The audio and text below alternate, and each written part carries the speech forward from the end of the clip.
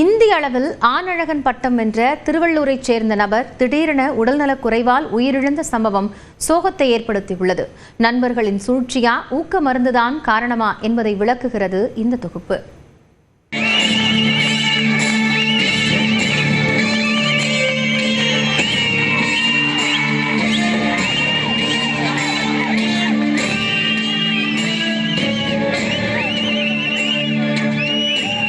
கடுமையான உடற்பயிற்சி மட்டுமின்றி பல போட்டிகளில் கோலோச்சி இந்திய அளவில் ஆணழகன் பட்டத்தை வென்றவர்தான் திருவள்ளூர் மாவட்டம் மீஞ்சூரில் வசித்து வந்த மணிகண்டன்.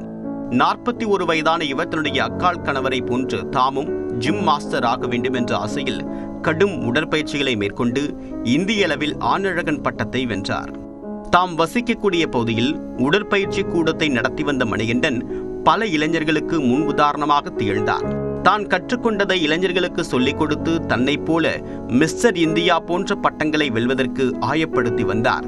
இந்நிலையில் வயிறு வலி காரணமாக சென்னை ஸ்டான்லி மருத்துவமனைக்கு மணிகண்டன் நேற்று கொண்டு செல்லப்பட்ட நிலையில் செல்லும் வழியிலேயே உயிரிழந்தார்.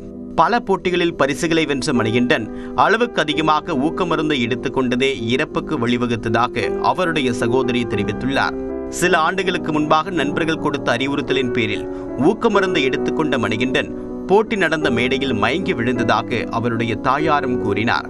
அன்றைய நாட்களில் எடுத்துக் கொள்ளப்பட்ட ஊக்க மருந்தால் உடல் உபாதைகள் ஏற்பட்டு மணிகண்டன் இறந்ததாக கூறப்படக்கூடிய வேளையில் இவருடைய வளர்ச்சியை பொறுக்க முடியாமல் அதிக அளவில் ஊக்க மருந்தை கொடுத்து நண்பர்கள் சூழ்ச்சி செய்ததாகவும் குடும்பத்தினர் குற்றம் சாட்டியுள்ளனர்.